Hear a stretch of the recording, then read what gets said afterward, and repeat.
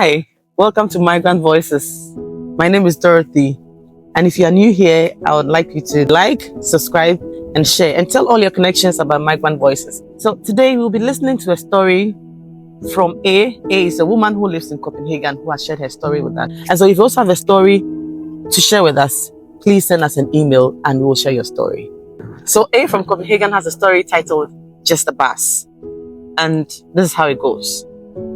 I know it doesn't sound like much, but today I found the right bus stop. Not a job promotion, not a big certificate, just a bus stop. And for me, that was everything. Back in Ghana, I never worried about these things. I knew my way around Accra like the back of my hand. I used to tell trotro drivers where the shortcut was. I had my joint where I picked up wachi from Amelia before work. People knew me. The ground felt familiar under my feet. But here in Copenhagen, everything is different. Everything is cold. Not just the weather. Though yes, even in May, the weather can feel like Hamatan wind. But the silence. The way people don't talk unless they have to. The way I shrink when I open my mouth and someone says, "Sorry, what?" I came here for something better. A better future. For me and for my daughter. But nobody warns you that better can still be very, very lonely. Better can be very, very cold. I missed a job opportunity my first week here. Not because I was lazy, but because I could not figure out which bus connected to which stop. I had never used an app for transport before. I didn't even know what Zone 2 meant. One day, I ended up at a cemetery. I was trying to find a cleaning job, and I ended up at a churchyard instead. I just stood there, staring at names I couldn't pronounce.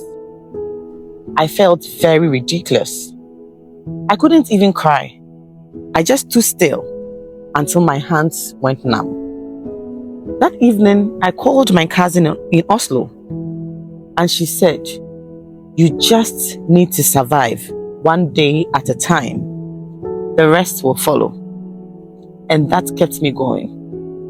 So the next week, I tried again. I set my alarm for 5:30 a.m.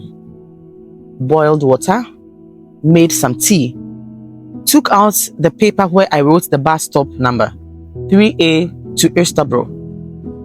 I practiced saying it over and over and over again like a prayer. I walked to the bus stop. The wind slapped my cheek. It felt like Denmark was testing me yet again, but I kept walking. When the bus came, I showed the driver my note. He didn't even look at me.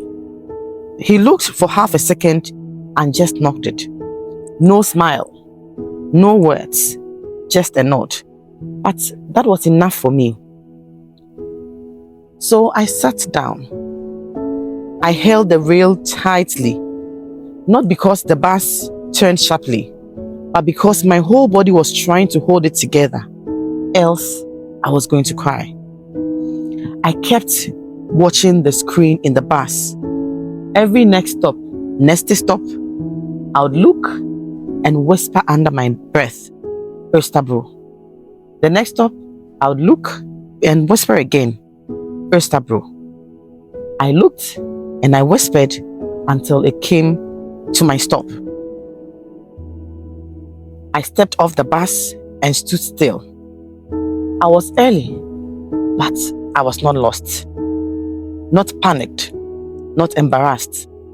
The woman at the front desk didn't say anything. She just handed me a mop and pointed down the hall. But I didn't need her words because I knew that today I got it right. Just the bus, but it meant the world to me. It meant that I'm learning. It meant that I'm adapting. It meant that I'm still standing. And it meant that somehow I am going to be okay in Copenhagen. And somehow that made me feel like myself again.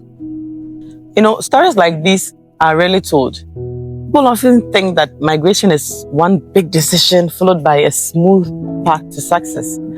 But the truth is that it is 100 little moments like this one. Learning how to pay at the store, filling out a form at the doctor's office, just understanding when someone says stuck and what it really means. These are the quiet victories.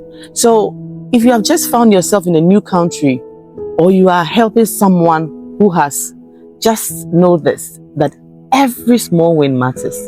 Every step is worth celebrating. The bus, the language, the first friend, the very first yes, they all count. So keep going. Even when no one claps for you, even when it feels like it's too much, you are doing more than surviving.